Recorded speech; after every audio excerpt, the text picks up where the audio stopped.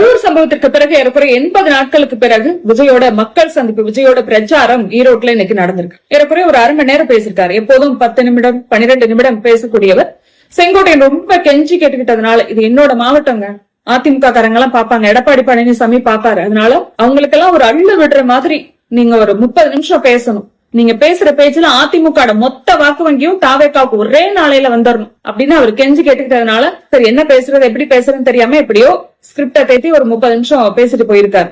அவரோட இந்த ஃபுல் ஸ்பீச்ல தற்குறித்தனம், ஆணவம், அதே பழைய பஞ்ச் டயலாக், இதை தவிர வேற எதுவுமே இல்ல. ஆரம்பிக்கும் போதே மஞ்சள் அப்படின்னு சொல்லி ஆரம்பிச்சாரு. அதுக்கப்புறம் உங்ககிட்ட இருக்கிறது காசு, என்கிட்ட இருக்கிறது மாசு அப்படின்னு காது கொடுத்து கேட்க முடியல. அவ்வளவு ஒரு கேவலமான பஞ்ச் டயலாக் வச்சு இந்த ஸ்பீச் அவர் முடிச்சுட்டாரு. இந்த ஸ்பீச்ல அவர் என்னெல்லாம் பேசியிருந்தாரு அப்படின்னு பாக்குறதுக்கு முன்னாடி ஒரு முக்கியமான விஷயம் சொல்லணும். அது என்னன்னா, விஜய் கூட இருக்கிறவங்க தேர்தல் வியூகம் வகுத்து கொடுப்பவர்கள் அப்படின்னு சொல்லிட்டு ஒரு டீம் இருக்கு.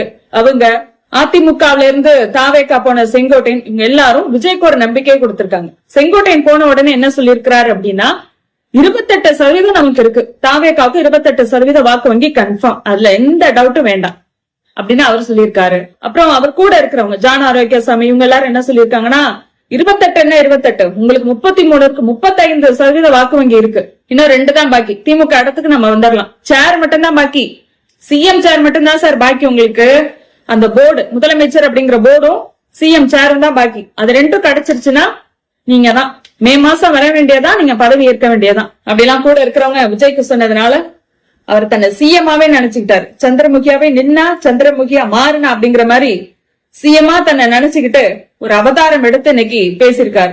அவரோட பேச்சுல ஆணவம் அப்படின்னு நான் எதை குறிப்பிட்டு சொல்றேன்னா, அவர் அதிமுகவை விமர்சிக்க மாட்டாராம். அதிமுக அவருக்கு ஒரு பொருட்டே கிடையாது, அவங்களுக்கு போட்டியே கிடையாது, களத்திலேயே அதிமுக இல்லையா, அததான் அவர் சொல்றாரு. எங்களுக்கு போட்டியே இல்லாதவங்கள, எங்களுக்கு பின்னாடி இருக்கிறவங்கள நாங்க ஏன் பேசணும், வாய்ப்பே இல்ல அப்படின்னு பேசுறாரு. எதை வச்சு இவரு அதிமுக இவருக்கு பின்னாடி இருக்கு அப்படின்னு எதை வச்சு சொல்றாருங்கிறது தெரியல. இவரோட வாக்கு வங்கி என்னங்கிறது இவருக்கு தெரியாது. அதிமுக வாக்கு வங்கி 2021 33%. நீங்க நிக்கிறீங்கல்ல ஈரோடு மாவட்டம், ஈரோட்ல நின்னு பேசுறீங்க இல்லையா, அதுல 8 சட்டமன்ற தொகுதி இருக்கு. அதுல 5 சட்டமன்ற தொகுதிகள் அதிமுக கிட்டதான் இருக்கு. 5 எம்எல்ஏக்கள் அதிமுகவுக்கு இருக்காங்க, 3 எம்எல்ஏக்கள் தான் திமுகவுக்கு இருக்காங்க. செங்கோட்டையன் வந்துட்டதுனால மட்டும் அதிமுக பின்னாடி போகாது, நீங்க முன்னாடி போக மாட்டீங்க. இது விஜய் மட்டும் பேசல, ஊடகங்கள்ல விவாதங்களுக்கு வரக்கூடிய தாவேக்கா நிர்வாகிகள் ஒவ்வொருத்தரும் இதான் பேசுறாங்க. நீங்க ஏங்க காங்கிரஸ் பேச மாட்டேங்கிறீங்க, அதிமுகவை பேச மாட்டேங்கிறீங்க அப்படின்னு கேட்டா அவங்க எல்லாம் எங்களுக்கு பின்னாடி இருக்காங்க அப்படின்னு சொல்றாங்க.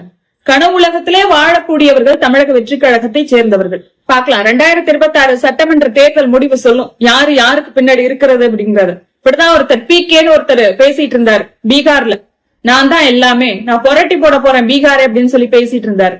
கடைசியில அந்த தேர்தல் முடிவு வந்து இந்த கிராஃப் வெளியிடுவாங்கல்ல, யாருக்கு யாருக்கு எந்தெந்த கட்சிக்கு எவ்வளவு ஓட் ஷேர் அப்படின்னு சொல்லி எலெக்ஷன் கமிஷன் வந்து ஒரு கிராஃப் வெளியிடும்.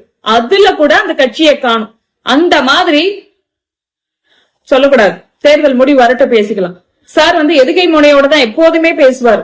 வாழ்வாதாரத்துக்கு எதுவும் பண்றாங்களா, வள்ளுவர் கோட்டத்துக்கு பாருங்க எவ்வளவு செலவு பண்றாங்க, இங்க நடக்கிறது ஆட்சியா கண்காட்சியா அப்படின்னு பேசுறாரு. திடீர்னு எதுக்கு வள்ளுவர் கோட்டம்னு சொல்றாரு, என்ன விஷயமா இருக்கும் அப்படின்னு பார்த்தா இது எதுகை மோனை மட்டும் கிடையாது.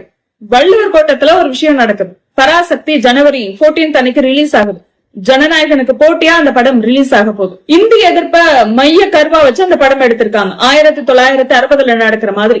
அதனால அந்த படத்துல இருந்த எல்லா பொருட்களுமே, எல்லா விஷயமும், கார் முதற்கொண்டு எல்லாமே 1960 எப்படி இருந்ததோ அதே மாதிரி பயன்படுத்திருக்காங்க. எனவே அந்த பொருட்களை வள்ளுவர் கோட்டத்துல ஒரு கண்காட்சியா வச்சிருக்காங்க படத்தோட ப்ரமோஷனுக்காக. சிவகார்த்திகேயன் ஏற்கனவே விஜய்க்கு ஈக்குவலா வளர்ந்துட்டு வரார். தேர்தல் முடிஞ்சு மறுபடியும் படத்துக்கு போகும்போது சிவகார்த்திகேயனுக்கும் இவருக்கும் தான் போட்டியா இருக்கு. அது மட்டும் இல்ல, அரசு நடத்திய கல்வியில் சிறந்த தமிழ்நாடு அந்த விழாவுக்கு சிவகார்த்திகேயனை கூப்பிட்டு இருந்தாங்க. அவர் ஏன் அந்த விழாவுக்கு விருந்தினரா வரவழைக்கப்பட்டார் அப்படின்னா, அவர் நல்லா படிக்கக்கூடியவர். எனவே நல்லா படிக்கக்கூடிய ஒருத்தரை மேடை ஏத்தி அவரோட அனுபவத்தை அவர் ஷேர் பண்ணணும் அப்படிங்கறதுக்காக அவரை விருந்தினரா கூப்பிட்டு இருந்தாங்க. ஆனா இவருக்கு அதுல ஏதோ ஒரு எரிச்சல், தனக்கு ஈக்குவலா சிவகார்த்திகேயன் வந்துருவாரோ, அவரை வளர்க்க பாக்குறாங்களோ அப்படிங்கிற ஒரு பயம், அச்சம்.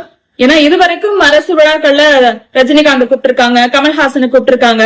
ஏன்னா அவங்க எல்லாம் பெரிய ஸ்டார் அப்படிங்கறதுனால அவங்களுக்குதான் அழைப்பு இருக்கும். ஆனா இந்த முறை சிவகார்த்திகேயனை கூப்பிட்டு இருந்தாங்க அப்படிங்கறதுனால இவருக்கு ஒரு நெருடல், உள்ளுக்குள்ள ஒரு பயம். அப்புறம் ஒரு விஷயம் சொல்லியிருக்காரு, நான் சலுகைகளுக்கு எதிரானவன் கிடையாது, மக்களுக்கான சலுகைகளை இலவசங்கள் அப்படின்னு சொல்லி நான் அசிங்கப்படுத்த மாட்டேன், இலவசங்களை நான் அசிங்கப்படுத்த மாட்டேன் அப்படின்னு சொல்லி பேசியிருக்காரு. இவர்தான் இவரோட படத்துல இலவசங்கள், ஏன் இலவசங்கள் கொடுக்கறீங்க அப்படின்னு சொல்லி இவர்தான் டிவியை தூக்கி போட்டு உடைச்சாரு, கிரைண்டரை தூக்கி போட்டு உடைச்சாரு, மிக்சியை தூக்கி போட்டு உடைச்சாரு. இவரோட படத்தை பார்த்துட்டு இவருடைய ரசிகர்களும் அரசு கொடுத்த டிவி வேண்டாம், மிக்சி வேண்டாம், கிரைண்டர் வேண்டாம்னு சொல்லி தூக்கி போட்டு உடைத்த வீடியோக்களும் கூட செய்திகள்ல வந்தது. இப்ப என்ன சொல்றாரு, நாங்க ஆட்சிக்கு வந்தா எல்லாருக்கும் வீடு தருவோம், எல்லாருக்கும் பைக் தருவோம், கார் தான் எங்களோட லட்சியம் அப்படின்னு சொல்றாரு. திமுக ஆட்சியில வீடு கொடுத்திருக்கோம் அப்படின்னு சொன்னாங்க. யாருமே வாடகை வீட்டுல இல்லையா, வாடகை வீட்டுல நீங்க இருக்கீங்களா இல்லையா அப்படின்னு கூட்டத்தை பத்தி கேக்குறாரு. எவ்வளவு ஒரு தற்குறித்தனமான கேள்வி இது. நீங்க ஆட்சிக்கு வந்தாலும் வாடகை வீட்டுல இருக்கிறவங்க வாடகை வீட்டுல தான் இருப்பாங்க. எல்லாருக்கும் வீடு எந்த ஆட்சியாலையும் கொடுக்க முடியாது. சென்னையில பல பேர் வாடகை வீட்டுல இருக்காங்க. 30,000 ரூபாய் இருக்கும் அவங்களோட வாடகை, 15,000 இருக்கும், 20,000 இருக்கும், 25,000 கூட இருக்கும். அவ்வளவு வசதியான வீட்டுலதான் அவங்க இருப்பாங்க. வாடகை வீடா இருந்தாலும் 2 பெட்ரூம் இருக்கணும், கிச்சன் இவ்வளவு பெருசு இருக்கணும், ஹால் இவ்வளவு பெருசு இருக்கணும், டாய்லெட் பாத்ரூம் 2 இருக்கணும் அப்படின்னு பார்த்து வாடகைக்கு போறவங்க தான் இங்க அதிகம். அதனால எவ்வளவு காசு இருந்தாலும் பரவாயில்ல, 50,000 ரூபாய் கொடுத்து வாடகைக்கு போறவங்களும் இருக்காங்க. அப்படிப்பட்டவங்களுக்கு எல்லாம் உங்களால வீடு கொடுக்க முடியுமா? அவ்வளவு பெரிய வீடு உங்களால கொடுக்க முடியுமா உங்களோட ஆட்சியில? வீடுன்னு யாருக்கு கொடுக்கறாங்க அப்படின்னா, மாதம் 1000 2000 கூட வீட்டு வாடகை கொடுக்க முடியாம ஓலை குடிசையில ஒழுகிற வீட்டுல இருக்கிறவங்களுக்கு வீடு கொடுக்கறாங்க. குடிசைகளை மாத்துறாங்க, கான்கிரீட் வீடுகளா மாத்துறாங்க. காமராஜர் ஆட்சி காலத்துல இருந்து இன்னைக்கு வரைக்கும் குடிசை வீடுகள் கொஞ்சம் கொஞ்சமா கான்கிரீட் வீடுகளா மாறிக்கிட்டே வருது. அந்த வீடுகள் பெரிய பங்களா மாதிரி இருக்காது, 2 BHK 3 BHK இப்படியெல்லாம் இருக்காது. ஆனா மழை பெஞ்சா அந்த வீடு ஒழுகாம இருக்கும், பயப்படாம இருக்கலாம், குழந்தைங்களை வச்சுட்டு நிம்மதியா தூங்க முடியும். அதுக்காக அந்த வீடு கொடுக்கறாங்க.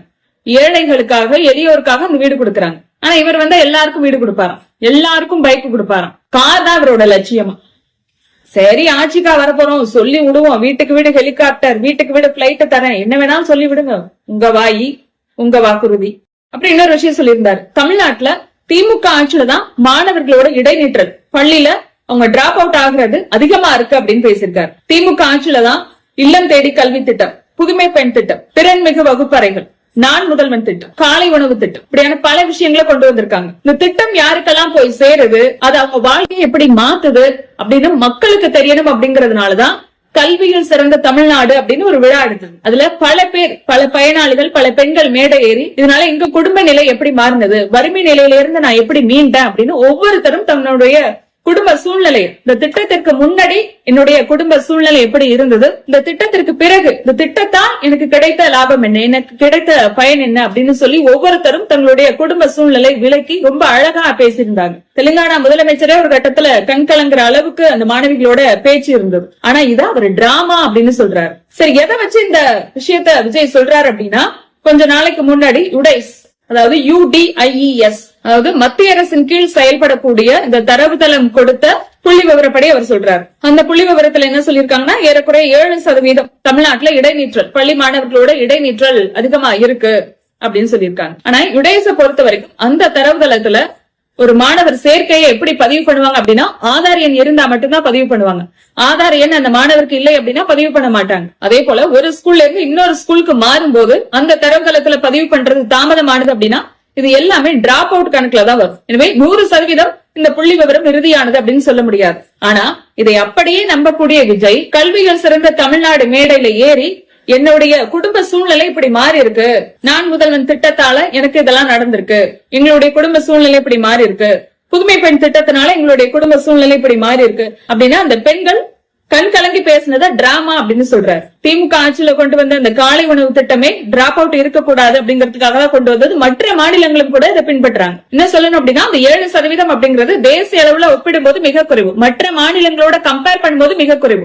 நீங்க ஆந்திரா, தெலுங்கானா இதெல்லாம் கம்பேர் பண்ணீங்க அப்படின்னா அதுல 15%, 16% இருக்கு. ஆனா அதுவே தமிழ்நாட்டுல 7%. எனவே இதை ஒப்பிடும்போது மிக குறைவுதான். ஆனா இதை ஒரு பெரிய விஷயமாக்கி திமுக ஆட்சியில யாருமே படிக்க மாட்டாங்க, திமுக கல்விக்கு எதுவுமே செய்யாது அப்படிங்கிற ஒரு விஷமத்தனமான பிரச்சாரத்தை விஜய் பண்றாரு. கல்வி எவ்வளவு முக்கியம், நீ படிச்சாதான் முன்னேற முடியும், படிக்காத 4 பேரை தான் நீ உதாரணத்துக்கு காட்டலாம், படிச்ச 1000 பேரை என்னால உதாரணம் காட்ட முடியும் அப்படின்னு முதல்வர் முதற்கொண்டு, அமைச்சர்கள் முதற்கொண்டு எல்லாரும் பேசுறாங்க.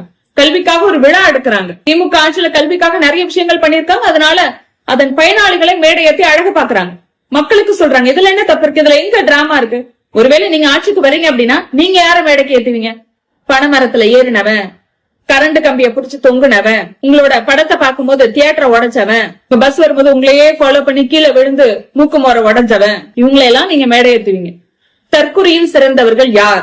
அப்படிங்கிற ஒரு விழாவை உங்களோட ஆட்சியில நீங்க வந்தா எடுக்கலாம். அதுதான் எடுக்க முடியும். மேடை ஏறினா திமுகவை பேசணும், தீய சக்தின்னு பேசணும், தீய சக்தின்னு அடித்தொண்டையால கத்துனா இந்த தற்குறிகள் எல்லாம் நமக்கு ஓட்டு போட்டுருவாங்க, நாம சிஎம் ஆயிடலாம் அப்படிங்கிற கனவுல அவர் மிதந்துட்டு இருக்காரு. கொள்கை எதிரி அப்படின்னு பாஜகவை சொல்றாரு.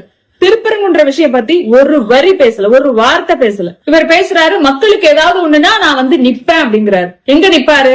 கரூர்ல பிரச்சனை, கரூர்ல 40 பேர் இறந்துட்டாங்க அப்படின்னு சொன்னா ஒரு ஓடி வந்து பிளைட் ஏறி எங்க வந்து நிப்பாரு? பனையூர்ல வந்து நிப்பாரு. அதாவது பிரச்சனைனா ஸ்பாட்டுக்கு வரணும். கரூர்ல பிரச்சனை, 41 பேர் உயிரிழந்தாங்க. வந்தாரு முதலமைச்சர், வந்தாரு துணை முதலமைச்சர், அமைச்சர்கள் வந்தாங்க, அதிகாரிகள் வந்தாங்க.